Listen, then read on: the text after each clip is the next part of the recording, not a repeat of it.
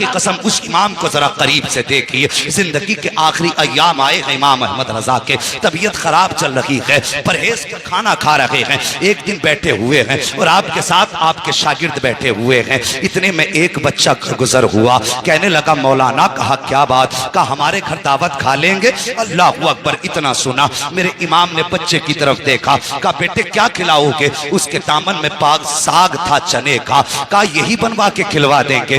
اللہ اکبر. بچے سے آپ نے دیکھا, کہا اپنی مرضی سے آئے ہو یا کسی نے بھیجا ہے؟ بچہ کہنے لگا ماں نے دعوت کے لیے بھیجا ہے.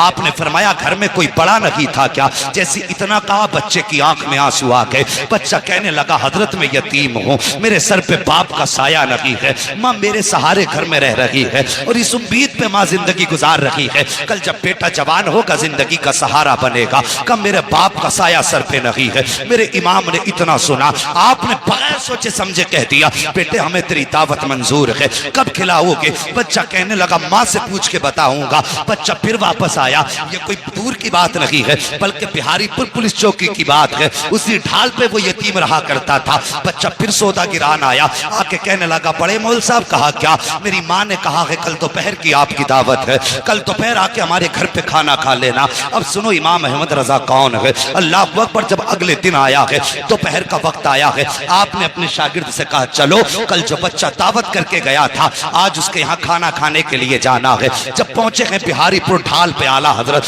وہی اس بچے کا مکان تھا. دروازے پہ دستک دی, آواز آئی کون؟ کا بڑے مول صاحب آئے ہیں, کل دعوت کر کے آئے تھے. اتنا سنا بچہ گھر کے اندر سے ایک بوریا لے کر کے آیا, ٹاٹ کا ٹکڑا لایا. لانے کے بعد کہ اعلیٰ حضرت کی بارگاہ میں پیش کیا. کہا لو مولانا اسے بچھاؤ اور بیٹھ جائیے. گھر کے آگے سلیپ کی جگہ پر اعلیٰ حضرت نے وہ بوریے کا ٹکڑا بچھایا ہے اور بیٹھ جاتے ہیں. آج کا پیر ہوتا تو کہتا پہلے ایئر کنڈیشن کمرہ چاہیے, اے سی لگی ہونی چاہیے, گدے ایسے ہوں کہ تھکن اتر جائیں, 4 لوگ پیر دبانے والے ہو. مگر سلام میرے امام تیری محبتوں کے, سلام میرے امام تیری عظمتوں کے. اللہ اکبر. بچے نے لا کر کے بوریا بچھایا ہے, میرے امام بیٹھ جاتے ہیں. اللہ اکبر. کون بیٹھا ہے؟ وہ بیٹھا ہے جس کے بارے میں دنیا کہا کرتی ہے ڈال دی قلب میں عظمت مصطفیٰ سیدی اعلیٰ حضرت پہ لاکھوں سلام. وہ بیٹھا ہے اس بوریے پر. اللہ اکبر. جب لوگ گزر رہے ہیں اعلیٰ حضرت کو دیکھ کے کہتے ہیں حضرت آپ یہاں؟ مسکرا کے کہتے تھے جاؤ تمہاری دعوت نہیں ہماری دعوت کی گئی ہے, تمہاری دعوت نہیں ہماری دعوت کی گئی ہے. یہ کہہ کے آپ واپس کر دیتے آنے والوں کو. جب وقت آ گیا کھانے کا, بچہ اندر سے چنے کی روٹی لایا ہے اور بیسن کی روٹی, چنے کا ساگ, اور لانے کے بعد رکھ دی ہے آگے. جیسی آگے آئی ہے روٹی, آپ کے شاگرد جو ساتھ تھے کہنے لگے حضرت جی آپ دیکھ رہے ہیں یہ بیسن کی روٹی ہے, ڈاکٹروں کا حکیموں کا کہنا یہ ہے اگر ایک لقمہ بھی آپ نے کھایا تو یہ آپ کے لیے زہر سے زیادہ خطرناک ثابت ہوگی. اب کیا کرو گے؟ اللہ اکبر. میرے امام بیٹھے ہیں, بسم اللہ شریف پڑھی ہے اور اس کے بعد آپ نے درود پاک کا ورد کیا ہے. اور وہ روٹی جو میرے امام کے لیے زہر تھی آپ نے پہلا لقمہ توڑا ہے اور اسی روٹی کو کھانا شروع کیا ہے. تمہیں کیا لگتا ہے ایک لقمہ کھا کے کہنا پورا کر دیا ہوگا؟ نہیں, اعلیٰ حضرت نے کھانا شروع کیا ہے. ہر دن آپ کی روٹی, آپ کی خوراک آدھی روٹی ہوا کرتی تھی, لیکن آج آپ نے پوری روٹی تناول فرمائی ہے, پوری روٹی کھائی ہے. آپ کے ساتھ جو شاگرد تھے کہنے لگے میرے امام تیرے رازوں پہ قربان جاؤں مگر بتائیے تو صحیح,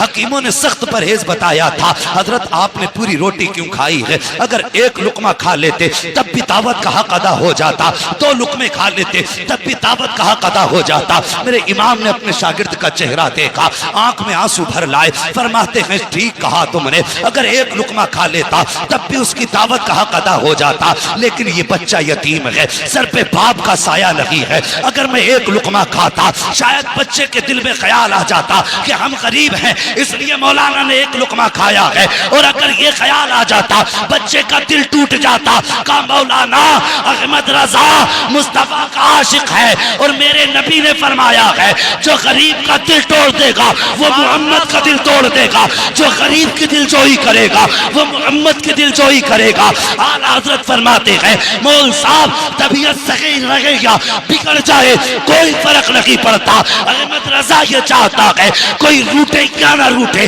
لیکن مدینے والا مصطفیٰ احمد رضا سے نہ روٹے. نعرہ تکبیر, نعرہ رسالت, علماء اہل سنت, مسلک اعلیٰ حضرت مسلک اعلی حضرت حضرت علامہ مفتی حماد صاحب قبلہ، حضرت علامہ مفتی حماد صاحب قبلہ، نعرہ تکبیر، نعرہ رسال۔ اللہ اکبر۔ جہاں گفتار میں سنت تھی وہاں کردار میں بھی سنت تھی۔ انہوں نے طبیعت کی پرواہ نہ کی، مصطفیٰ کی شریعت کی پرواہ کی۔ دعوت دینے یتیم آیا تھا، اس لیے میرے رضا نے اپنی جو کھانا کھایا اس کی دلجوئی کے لیے پرہیز کی فکر نہ کی۔ اور خدا کی قسم ایسی کتنے واقعات میرے امام کی زندگی سے منسلک ہیں۔ اور لوگوں، میں کہتا ہوں ہم نصیب والے ہیں جو خدا نے ہمارے مقدر محمد رضا رکھے ہیں۔ ہاں، نصیبوں سے ملا کرتے ہیں۔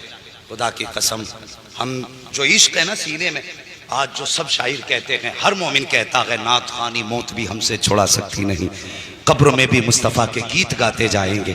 اگر یہ عشق کا چراغ جلا ہے نا سینوں میں تو صرف بریلی کی وجہ سے جلا ہے۔